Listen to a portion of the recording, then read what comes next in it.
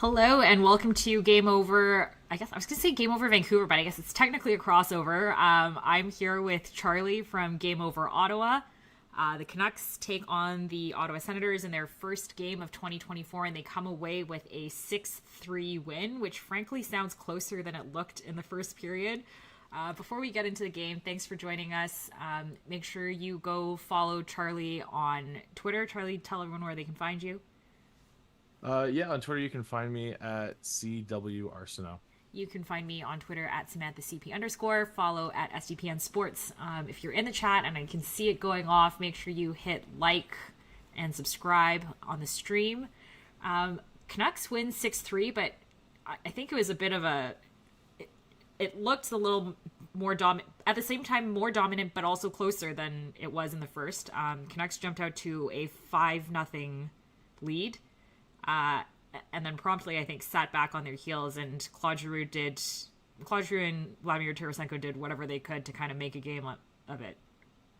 What did you think, Charlie? Yeah, I mean, if there's one thing you can bet on, it's Giroux looking good even in the worst blowouts. I feel so bad for the dude. Like they I think it was after the 5-0 goal. There was a close up on him specifically, and I could just like in his brain he was like, "I'm here for another year and a half. What am I doing?" I feel so bad for the guy. Genuinely, I feel awful for him.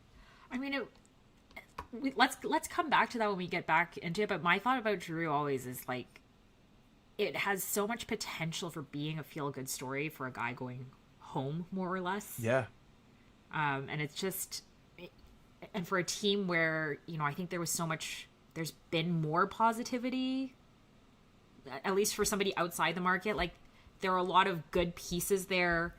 It seemed like things were on the right track. A lot of, first round draft picks, better moves after change of ownership.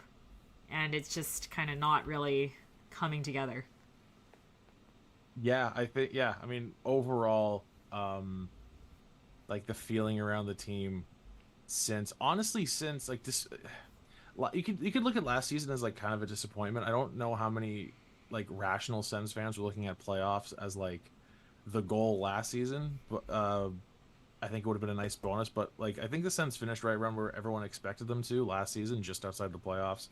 So even going back to like just towards the end of the 2022 off season, like the vibes around the team for about a year were like great. Like we were loving it. And then now is the first season with expectations since I guess like the last disappointing year would have been 17-18 after like the immediate year following the that playoff run in 2017. So for a team to have expectations for the first time since whatever that would be, late 2017, and it just being like this, I have never seen so many miserable Sens fans. Like it's bad. It's gotten really really bad. I think that's something a lot of people in the chat can be familiar with. Charlie and I were chatting, for everyone listening, Charlie and I were chatting before the show, talking about what storylines we wanted to get into, and he more or less said, "You've exhausted all the storylines. It's kind of the same every game," and that's pretty much how it felt to do Canucks games for me last season. It was just, how many times can you talk about losing? And so I understand. Yeah. Having expectations, though, it kills you every time. I miss not caring about the outcome of each game. I miss going into a game and just finding little tiny like bits and pieces of good news, just watching a specific player and that player progress. And I genuinely miss it. It's expectations are awful. I hate it. Oh, I'm sorry. We'll get back into that. If you were in the chat with us, Canucks win 6-3. I see HSM Fangirl says, "Isn't it like almost 1 a.m. in Ottawa?" Yes, it is. Charlie is staying up to do this crossover with us. I don't know if there are any Sens fans in the chat. Maybe. We'll see. We'll keep an eye out for you. I wouldn't blame them if there weren't. After that one. Yeah. Oh, Ottawa hockey fans are having a rough night because I loved the schedule tonight for what it's worth with it being a late game, because just before the Sens game was the first PWHL Ottawa game. So yeah. I spent the last 5.5 hours watching the two professional hockey teams in my city lose. It's been a great Tuesday night. Dude, let's I want to circle back to the PWHL later in the show. Let's recap the game briefly. The Canucks get 2 goals from Pia Suter, JT Miller with a goal and assist, Elias Pettersson with 2 goals, and a goal from Ian Cole, who opened the scoring. Ottawa, obviously, 2 goals from Tarasenko and 1 from Giroux. For me, I thought one of the more fun goals that stood out to me was Pia Suter's first goal. Swats the puck out of the air. None of the Sens, maybe no one else on the ice really knew where that puck was other than Pia Suter. And he gets it on his stick and right into the net. What did you think of Pia Suter's game tonight? Yeah, I blown away, to be honest. I mean, he's someone that I've just kind of like I've never really kind of like zoned in on him whenever I'm watching.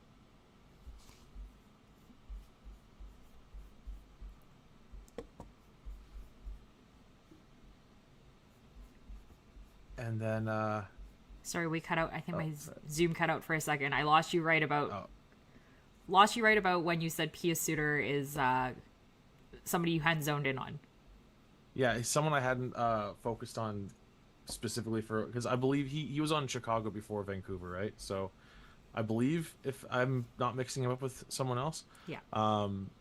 So a lot of Western time zones. So I know the whole East Coast narrative. That's who anyone talks about, but I'll admit to that one. That's why certain scouts think Quinn Hughes is not improved in 5 years. It's always the same. Yeah. Yeah. No, I thought he looked great.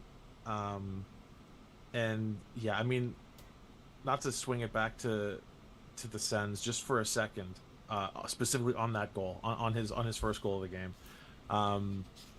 I saw so many people say, "Oh my God, where's the goaltending on that goal?" Nobody except for Suter knew where that puck. I can't believe he saw it where it went. The way it bounced off the glass like that. I have no idea how he knew where that was. Just put it down, he didn't even look rushed. He looked so calm. He looks like he had all the time in the world. Yeah, he's like, I know nobody's gonna touch me. And it looked like the easiest how would you describe the easiest fancy goal I've ever seen? Yeah, maybe. So he gets easy fancy goal in the first one, and then just a lot of puck luck on that second one. Just bounces over Korpisalo. Very, very familiar looking goal to Canucks fans if you watch Dan Cloutier play. Yeah, that's I can't defend the goaltending on that one. That's I've done my best all season to defend the goaltending. I can't. That one was rough. The other player who stood out for me tonight, Elias Pettersson, obviously he would have. I know HSM Fangirl says in the chat he would have been the first star of the game. Elias Pettersson was subject to a lot of grumbling from Canucks fans kind of through December for being quieter. I think there was a lot of speculation he was playing through an injury or whatever. Obviously, I think having 4 nights off was not just good for Pettersson, but good for the team. I did the last show of 2023, lost 4-1 to the Flyers, and they looked not great in that game. And I think the first period, at least, they looked like the rest was good for them. I think the second and the third period, they were much sloppier and looked much more like that team that played against the Flyers. For somebody who I'm assuming doesn't watch a lot of Canucks games, what stood out to you about the Canucks tonight? I don't know. Everyone's talking about the buzzword with the Canucks this season has been PDO. And yeah, like, you're absolutely right. They definitely took the foot off the gas a little bit after the first 20 minutes, but like they do look really legit. So I mean, part of it's because I've watched the Sens a lot, and another part of it's just because like the Canucks have been so good this season. I came into this game with low expectations, and honestly, I was like, I'm not saying I'm full team tank at this point, but I was kind of bummed to see them kind of let up after the first, because like, all right, whatever, just give me a show. Like, let the Canucks give me a show, because I don't watch much good hockey. Watching a lot of Sens games. So it's a lot of games with like this. I'm watching a lot of Sens and Sabres and Sens and whoever, right? Just not the best teams right now. So um, yeah, just not as impressed with them as I thought I would. But I don't know. Okay, so question for you then, as someone who watches the Canucks a lot more, when you see this team like kind of slow down after the first period, do you think that's something intentional, or is that just like how they happen to play after that huge lead in the first? It's interesting because I would have said last season, kind of slowing. They kind of had two modes last season. It was either come out of the gate and look like you had no idea where you were and start off terribly, or come out of the gate strong and then just completely fall apart. They had absolutely no resilience last season. And for me, the most striking thing about this season is this looks like a totally different team to me from how miserable it was last season to this season. They have found a level of compete and resilience that they didn't have, and structure. And so actually I think tonight was an unpleasant reminder of the way they used to play for me. We haven't seen that a lot this season. I think they've got like 18 plus games where they've held a lead going into the third. So it's unusual for the team this season to start off strong and become sloppy. I thought tonight was a bit of an aberration compared to the rest of this season, at least.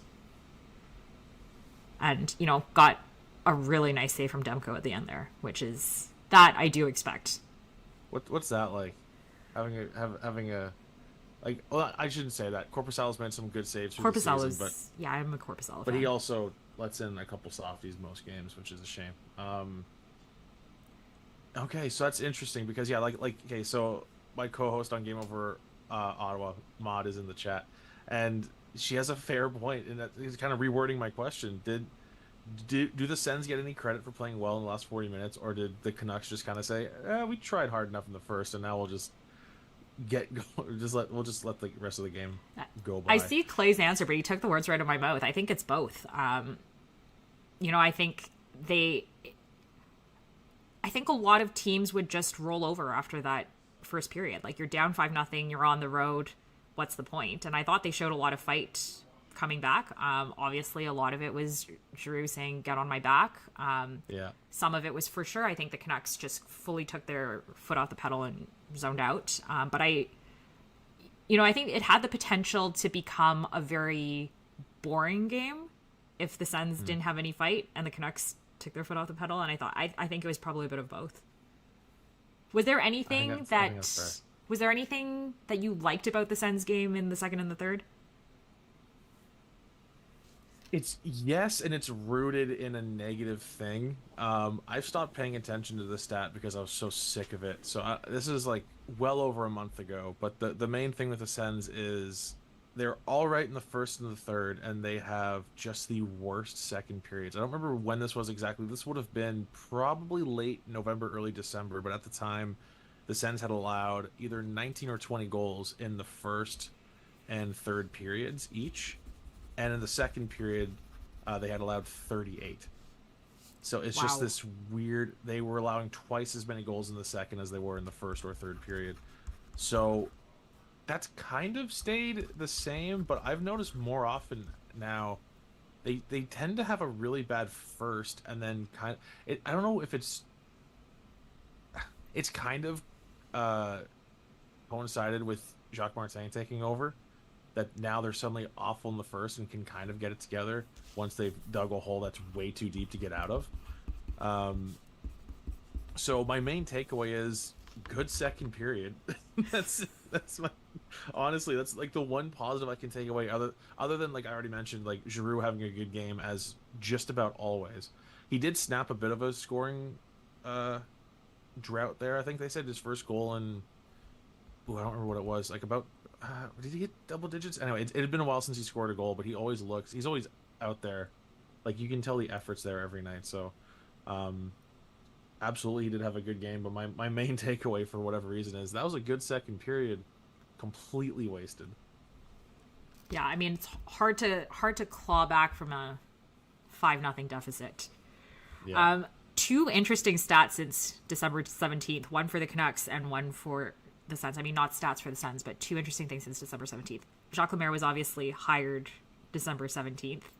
And I want to come back to that, but Thomas Drance of The Athletic tweeted out earlier, since returning from injury on December 17th, Pius Suter has been on the ice for 8 Canucks goals at 5-on-5 and 0 against, which I thought was an unbelievable stat. Wow. Okay. Yeah. Okay. Not, I liked the Suter trade, but it's turned out better than I even expected. Marco Larrabee says in the chat, Canucks are 1 top 4 D-man and 1 top 6 forward from being a legitimate contender. I don't know about that. I mean, that's a lot of skill up front for a team that's already so good. Yeah, okay. I think for sure they need another top 6. I agree with that. I'm not sold on Andrei Kuzmenko. I think Elias Pettersson could use like a pure goal scorer on that line. And I think he's overpaid for that contract. It was fair when they signed it, but it really hasn't been working out. I think they're more than a top 4 defenseman away from being a legitimate contender. I think having another top 4 defenseman is crucial for them to become a regular playoff contender. I'm not sold from the halfway mark of this season. Like, we're roughly at the halfway mark of this season after 8 years of being god awful. I'm not at the point where I'll call them one top 6 and 1 top 4 away from being a legitimate contender. I think that to be a legitimate contender for a Stanley Cup in this league at this point, the Canucks need not just a top 4 D-man, but they need more depth. They have finally gotten their third line together this year. The third line's been, I mean, other than tonight, actually, they were shockingly quiet tonight, but for the most part, that's been a really great line this year, but there's just not enough depth. I mean, you look at the year that Colorado won the Stanley Cup, and like, you could lose 3 top 4D and still roll out the defense they had. Like, I think you need that at this point to get to a cup, or you need, I don't know what you need, but they're not like a Carson Soucy away from being a legitimate contender. Maybe you just need Demko to stand on his head. Maybe that's all you need. I mean, that has been, I think that has been the strategy in previous years, and he has been, I don't know how much more this man could do. I think it's been good that Casey DeSmith has kind of shown up and been a legitimate backup this year that they've never had, but yeah, I think they're probably a couple of top 6D away from being a real contender in my books anyway. But I'm also a huge cynic. That's fair. Me too. So say that, like, say a little bit of that regression comes, and by the deadline, I don't know how many more games are until the deadline, another 30, give or take, maybe? Teams are usually around like the 60 game mark around the trade deadline, right? So I'm going to look up when the trade deadline is. So another, we'll call it 23-ish. It's March 8th. Actually. Yeah, so we're like 2 months from the trade deadline. Okay, so say that little bit of regression comes, and the Canucks are, I mean, they're what, 24-10-3 now. So say the Canucks end up being 34. Say a huge regression comes and they go 10-10-3, 34, 20-6. Are you at that point? Are you like, all right, go for it at the deadline? Are you confident enough in the core that with the right amount of supporting pieces being brought in depth-wise, is that a good feeling when they're buying at that point, or would you rather are you going to be not so happy with that? Like, would you rather be building for the next few years? I don't know how it is in Canucks land these days, as far as like, you know what's funny, you were right though, and the fact that this is the first time that they're good in a while. Yeah. So is everyone just going to jump aboard and be like, we can buy at the deadline. Like, let's do that. And it's not like they took a baby step. It's not like it's been, oh, you've been building. It's like they were garbage last year. Like this time last year. They're the Devils of last season. Yeah, like literally this time last year, I remember having to do these shows in January and talking about whether or not Bruce Boudreau was going to get fired and how they were treating him and how bad that team was. Like, I literally was like, if I wasn't getting paid to do these Game Over shows, I would not be watching this game. Like, this is garbage. I could not give away tickets last year. Yeah. And so for me, it's a bit of like a pinch me situation. But at the same time, I think that if they are at 34-20 and 3 at that point, I think you kind of have to go in or try to grab whatever pieces you can get, because they're not at the start of, I mean, they should theoretically be at the start of their window in terms of this is the first season that they're good and actually have a chance at going deep.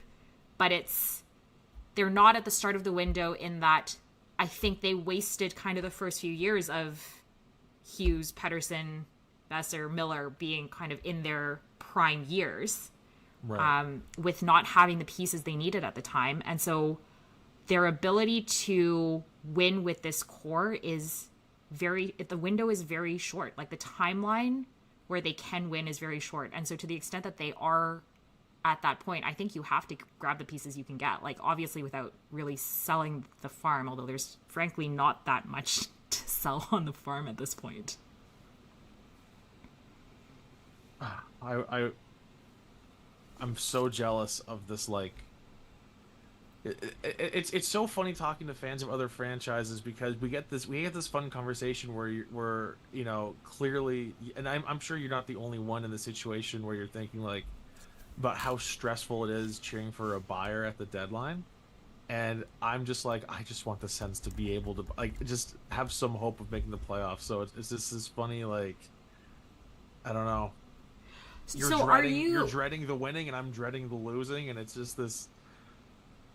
So last year, you might be I think that's a tougher position than I was in last year. Last year, I was literally like, I wanted them to lose. I wanted them to lose every game. I was pissed off when they won. I was pissed off that they kept playing Demko, because every time they played him, they were further and further away from getting Connor Bedard.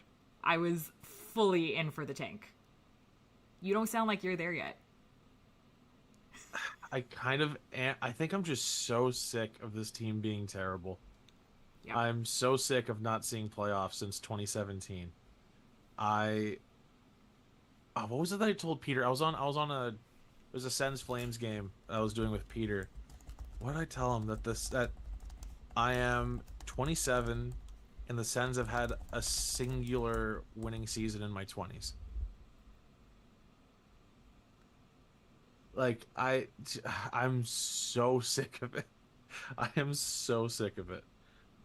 Listen, if there's anyone who understands and can sympathize, it is all the Canucks fans in the chat. I do find some comfort in that. I really do. Like, I honestly can't believe how good they look right now.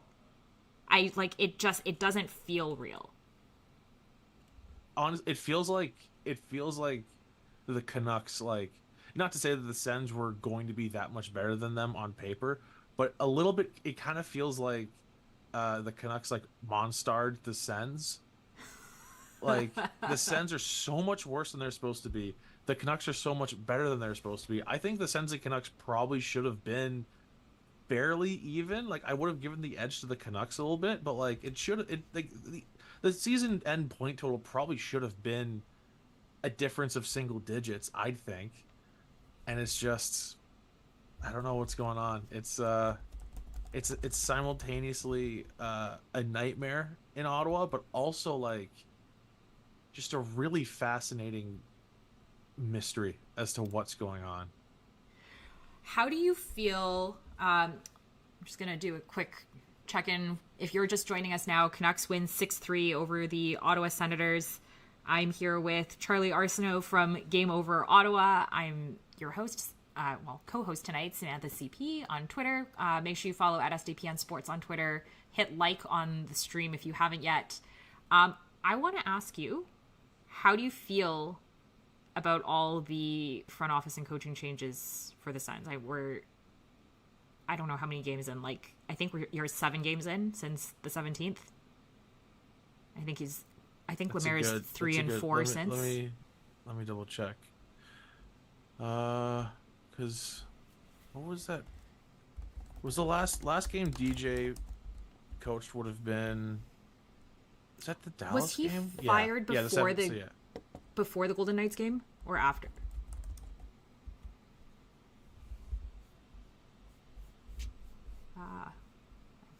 Oops.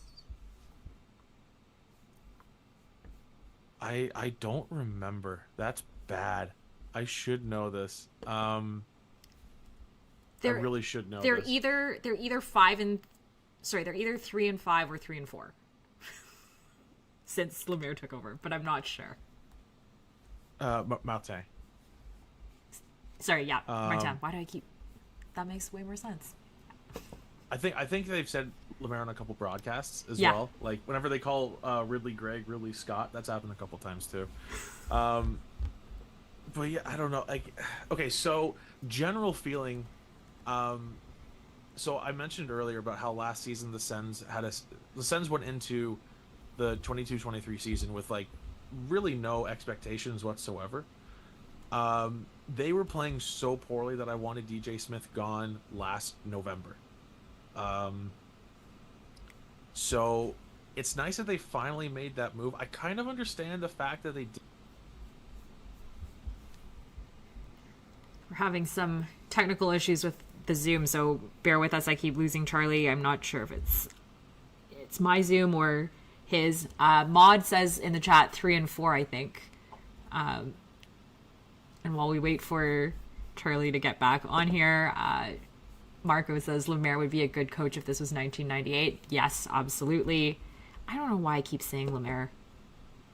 I think for a period of time during the game tonight, genuinely thought it was Lemaire because I saw Jacques Martin on the bench and was confused. So.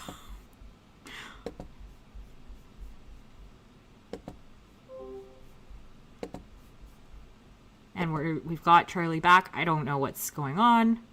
I think I'm maybe back. Oh, you're muted, but I see you again. I'm back now. Okay, we're back. Okay, perfect. Okay. This has now happened to me two games in a row. Is like just Zoom randomly crashing multiple times in the middle of the show. So it's good times. Gotta love Zoom. So sorry. Where at what point in my rant did I get? Did I cut out there? Why don't we pick up from when you corrected me on it being Lemaire and not... Sorry, on being Jacques Martin and not Lemaire. Wow. Right. Okay. So, going back to last season being the year that the Sens had no expectations, they had played so poorly, I wanted DJ Smith out in November in a season where there were no expectations. That's how bad they were. I believe they started that season 6-12-1. So to me, and I think a lot of the fan base, to me especially though, it's been like well overdue, the coaching change. I kind of understand not wanting to make a coaching change or any management changes during the process of the sale of the team. I imagine that would because not every potential owner of a sports franchise is going to be looking very closely and understand the context of something like that. Like that could absolutely scare away someone who's like, oh, this team is a mess because they just switched out the coach. So I do understand that to an extent. So I am glad that it's finally happening. It definitely feels a little too late. I mean, so Pierre Dorian in the Sens mutually parted ways after the Vegas Golden Knights complained long enough to just yank a first-round pick away from the Ottawa Senators. And then, obviously, so GM and the Sens part ways. DJ Smith is finally fired after just however long of unacceptable level of play from this team. I can't believe he made it out of October, to be honest. Let alone mid-December.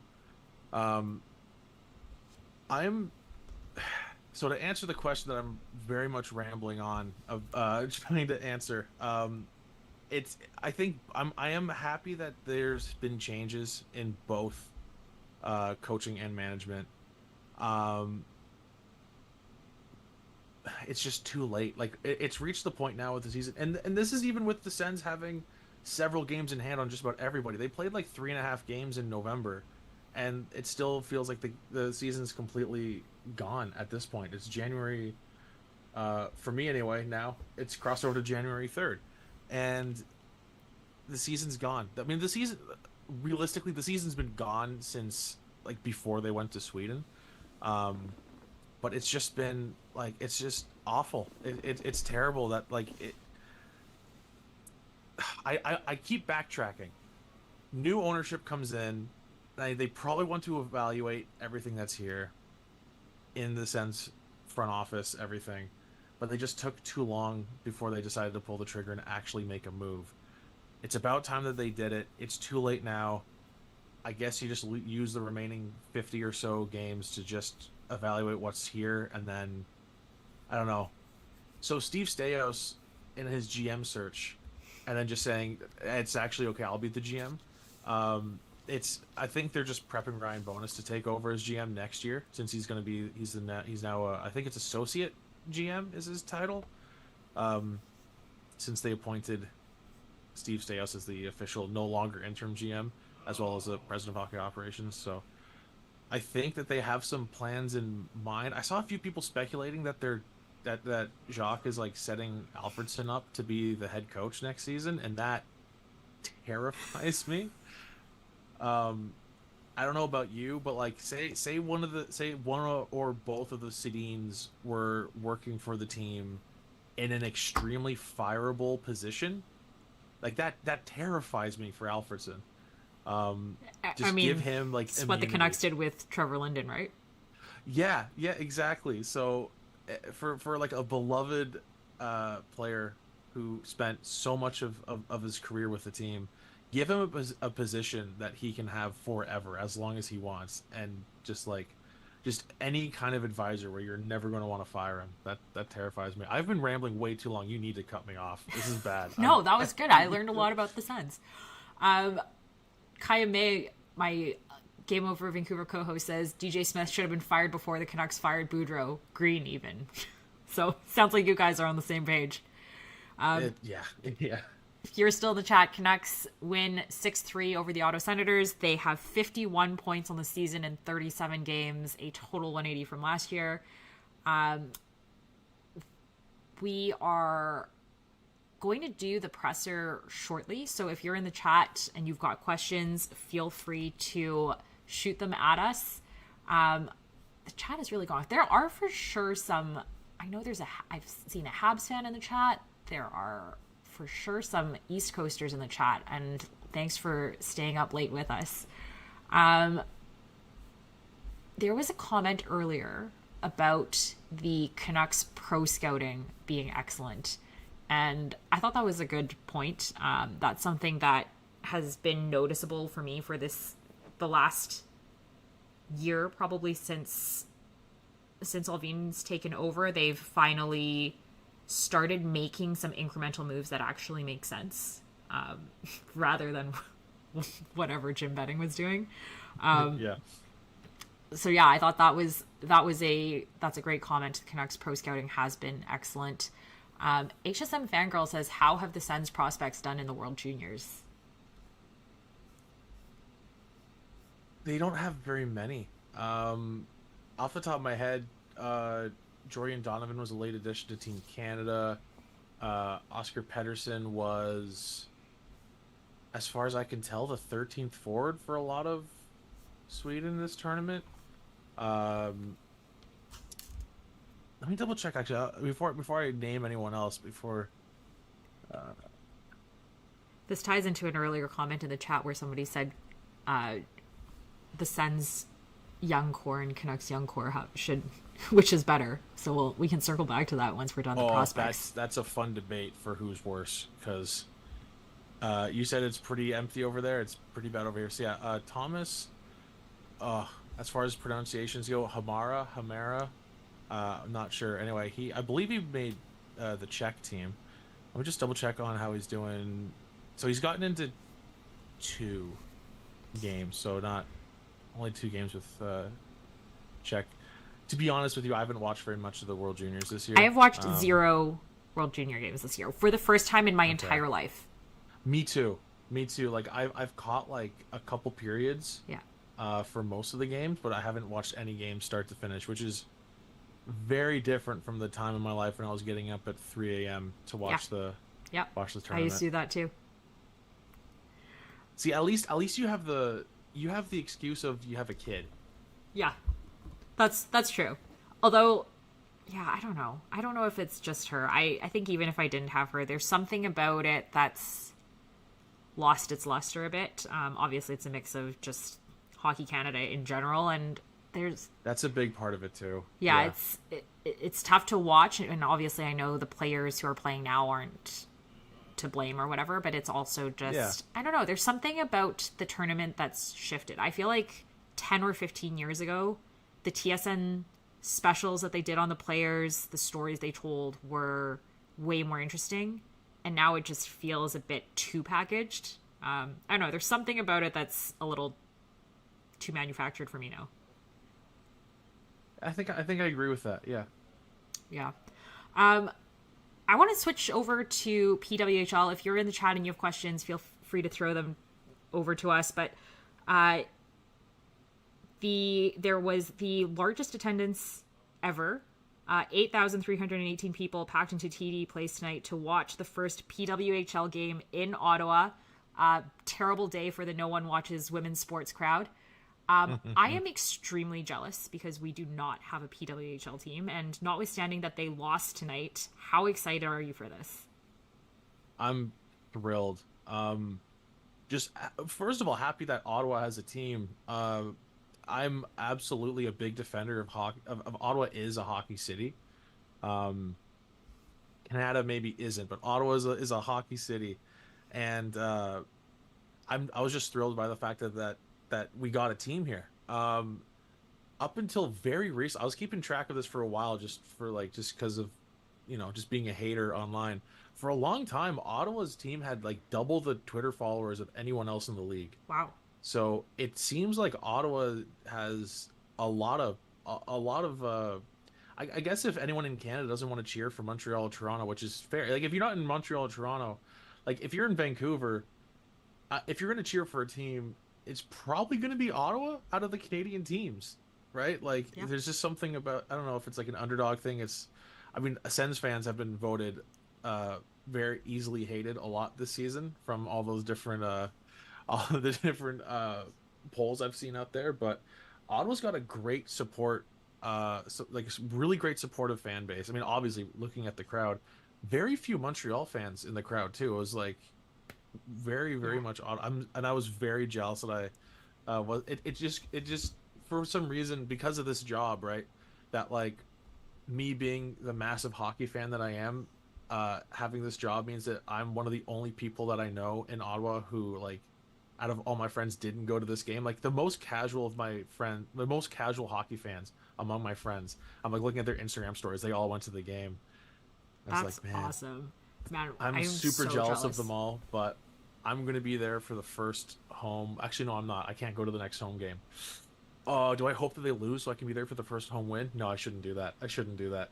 But I am absolutely planning on going to several games. And the fact that they're playing at Lansdowne in TD Place, the same place that the 67s are playing, it's not just for the fact that the capacity is great, but just like location-wise. Hey, Sens, check it out. A downtown arena that's full. I love it. I'm so thrilled. I don't know if I want to, for 2 reasons actually. I don't know if I want to hope for like a very quick expansion starting next season. One, because like, I don't know, maybe give it a couple years just to make sure that like you got everything going on. Get the logos and team names done first before you start expanding. And 2, I kind of like Ottawa being an original 6 team and just kind of getting to like flaunt it. Yeah. To like all the other like I can see hockey that. fan friends. It's kind of like, oh, you guys don't have a team out there? Well, Ottawa, big hockey town. What can I say? It's a little bit of the very very petty side of my hockey fandom with that one. Totally fair. Kaya's in the chat saying there's no hockey in the Coliseum, bring it back, and I could not agree more. I'm very very upset that we don't have a PWHL team. I think that would be the perfect spot for it. And yeah, I'm hoping for a quick expansion. I think given what the owner of the league is paying out in other sports leagues, I think he can afford it. But yeah. I am very, very happy to see the level of production and coverage. Like I can turn it on and I can watch a women's hockey game that isn't being broadcast out of like a Ring camera. Like there's actual commentators. Like this is on TSN and Sportsnet and CBC this season. It's a huge deal. It's a huge deal. It's a huge deal. But I'm with you. I think they need to get the names and the branding out. That's the only as a big Connecticut Whale fan, losing kind of some of that branding and the goodwill from the Riveters, the Whale and the Six and all those other teams, it's a bit of a loss, but I'm excited to see what the PWHL does next. Any other questions in the chat? Somebody asked about Zadorov. Conrad says, Flames fan question here, how has Nikita Zadorov been to this point? Obviously an apple in this game, but has his bipolarity started to show? Honestly, he's been better than I expected. I'm on the fence about whether I enjoy the chaos pairing of Tyler Myers and Zadorov. It's obviously really entertaining, but can sometimes be terrible. So I wouldn't say he hasn't shown it, but he's overall, I think, been better than I expected him to be. Oh, Kaya says, get Ryan Reynolds in on PWHL team ownership. Yes, I accept immediately. That's still a sore spot. Let's move on. I forgot that was basically like not even a year. That was more or less this season. Yeah, that's crazy. That would have been like, when was he showing up at games? Like very start of the season, or was he showing up at? I think it was still 2022. I think it was late 2022. But yeah, that's still. I mean, I got into a lot of fights on Twitter about it, not because I'm a big Ryan Reynolds guy, but just because I was like what that series has done for what was at the time a 5th tier football team in Wales. Like, can you imagine what that would have done, regardless of the fact that it was the Sens or not, or a bigger market, what that would have done for the NHL, what that would have done for hockey? That would have been unbelievable. Incredible. Yeah. I would not want to watch a documentary about this team this season, so like, kind of a bullet dodged on that one, but like you don't want to do it. You don't want to do a documentary called All or Nothing where your team just loses again in the playoffs. At least they made the playoffs. Yeah, but still funny. Oh, it's still hilarious. Yeah, I'll take any opportunity to talk about how funny that is. But I mean, also just calling it All or Nothing was just real stroke of genius there. If they had waited a little bit, they could have gotten two more wins. It was 1 win in round 2, so they could have gotten 2 more wins if they just waited a while. Yeah, they should have. Big difference. Could have made a big. That's a whole extra episode in there if they wanted. I know. We should be marketing. Right. They should put us in charge. All right. I've kept our East Coast fans, our Ottawa fans, our Montreal fans, and Charlie up very, very late. Thanks for joining us tonight. Canucks win 6-3 over the Ottawa Senators. Canucks take on the Blues on Thursday, 8 o'clock Vancouver time. Parker will be doing the post-game show. Charlie, do you want to let them know when the next game over Ottawa show is? Yeah, it's going to be another late one. Sens are in for a few late ones here. It's a 4-game road trip out west. So the next game is going to be on Thursday. It's another 10 p.m. start for us Eastern folks. Oof. And God, it's a run of late ones. Yeah. 10, 9. Oh, I get a 9 p.m. start next week. Good. That's a nice little easy. It's an easy one for me there. So yeah, next one's going to be Thursday, 10 o'clock against Seattle. Mod's going to be hosting that one, and God, I hope it's better than majority of these West Coast games. Fingers Sens crossed. are notorious for bad West Coast trips. Maybe it's because the team sucks and they're bad most of the time, but something about these West Coast trips kills them. I think the rest of the West is like not doing so hot, so maybe you got a shot. Fingers crossed. It was a 2-0 win. Or last you could time just they played fully Seattle, jump on Team Tank. I'm trying to decide at what point I do that. Yeah. When that happens, there's no way they're turning anything. He did it. I'm on Team Tank. Let's do it. Celebrini in a Sens jersey, and nobody else. Everyone else is going to demand a trade. So that's the spirit. All right. Thanks for joining us, guys. Have a great night.